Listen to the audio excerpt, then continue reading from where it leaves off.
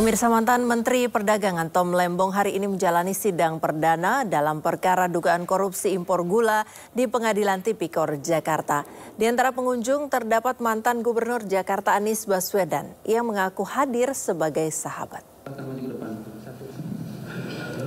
Satu terdakwa penuntut umum untuk perkara. Agenda sidang perdana diisi dengan pembacaan dakwaan oleh jaksa penuntut umum. Sidang digelar di ruang sidang Muhammad Hatta Ali dengan majelis hakim yang diketuai Hakim Denny Arsan Fatika. Dalam perkara dugaan impor gula, Tom Lembong ditetapkan sebagai tersangka bersama 10 tersangka lain. Tom Lembong sempat mengajukan gugatan pra-peradilan ke Pengadilan Negeri Jakarta Selatan namun ditolak. Sebelum persidangan berakhir, kuasa hukum Tom Lembong langsung mengajukan eksepsi. Sampailah kami kepada permohonan, berdasarkan seluruh uraian yang telah disampaikan dalam eksepsi ini, maka penasihat hukum terdakwa mohon agar Majelis Hakim Pengadilan Tindak Pidana Korupsi pada Pengadilan Negeri Jakarta Pusat yang memeriksa dan memutus perkara ini dapat memberikan putusan sebagai berikut. 1. Menerima dan mengabulkan eksepsi dari penasihat hukum terdakwa Thomas Trekasi Lembong untuk seluruhnya. 2. Menyatakan Pengadilan Tindak Pidana Korupsi pada Pengadilan Negeri Jakarta Pusat tidak berwenang secara absolut untuk memeriksa dan mengadili perkara aku. 3. Menyatakan surat dakwaan jaksa penuntut umum nomor rek perkara PDS 06M110 FT1 02/2025 tertanggal 25 Februari 2025 disusun secara tidak cermat, tidak jelas, dan tidak lengkap atau obskur.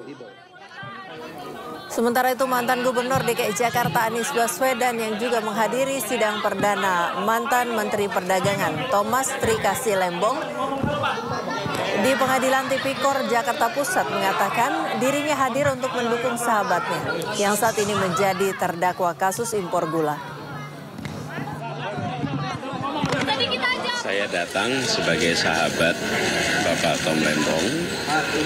Saya hadir untuk ikut menyaksikan proses pengadilan berlangsung, dan saya datang untuk menyampaikan harapan agar majelis hakim akan bertindak dengan seksama, dengan objektif, dan mementingkan kebenaran, kepastian hukum, keadilan di dalam memutuskan perkara ini. Harapan kami besar, kami sangat menghormati, dan kami percaya majelis hakim akan bisa memutuskan sesuai dengan harapan yang tadi kami sampaikan. Jadi tujuan kami hadir hari ini, saya ingin secara langsung hadiri menyaksikan proses ini dimulai. Itu aja, cukup, nanti habis selesai. Ya. Sebelumnya, mantan Menteri Perdagangan era Presiden Jokowi Thomas Lembong ditahan Kejaksaan Agung pada Oktober 2024. Tom Lembong ditetapkan sebagai tersangka kasus dugaan korupsi impor gula.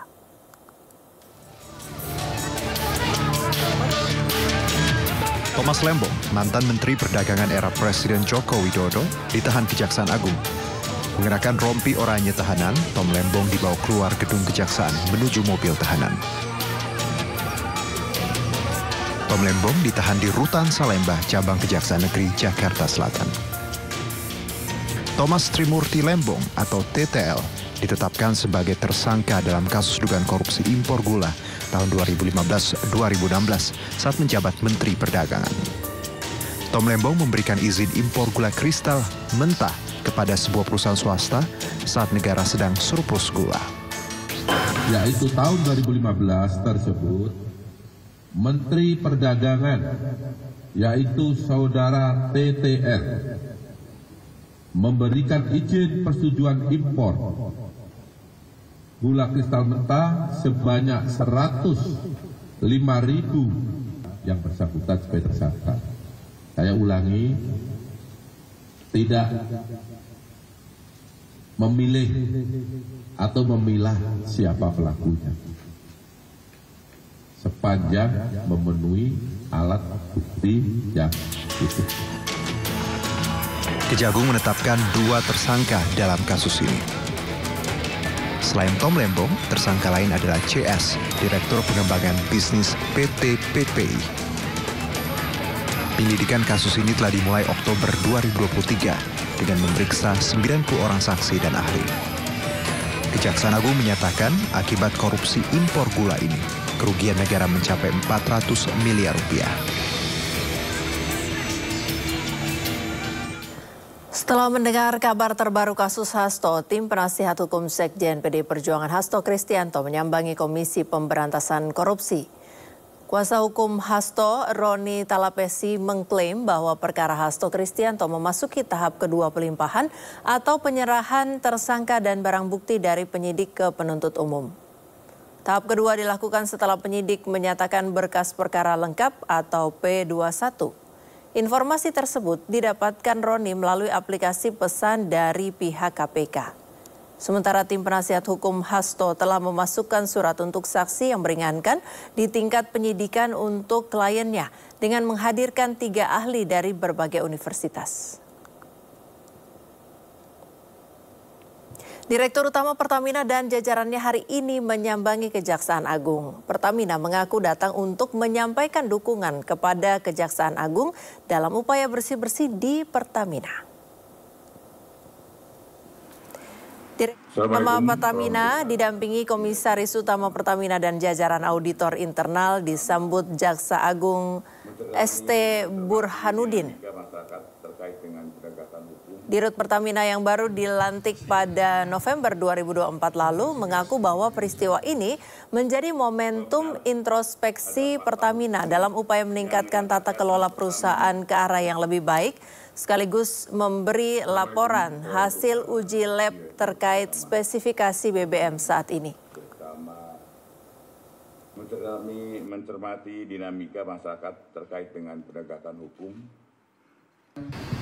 Tentunya nanti kami akan meminta masukan dari tim sebelumnya, karena mohon maaf untuk periode 2018-2023 kami kebetulan belum bergabung di Pertamina, jadi nanti kami akan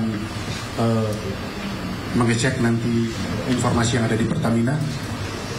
Selanjutnya juga tentunya kami akan kumpulkan data yang sudah bersama-sama kita lakukan pengujian.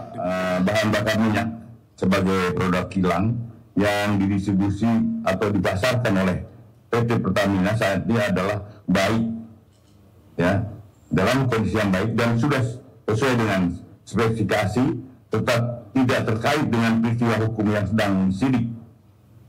Karena bahan bakar minyak adalah barang habis pakai, dan jika dilihat dari sisi lamanya stok kecukupan BBM yang bersekitar antara 21 sampai 23 hari, maka BBM yang dipasarkan pada tahun 2018-2023 tidak ada lagi stok di dalam tahun 2024. Artinya yang kita sidik tetap sampai 2023. Ini tidak ada kaitannya.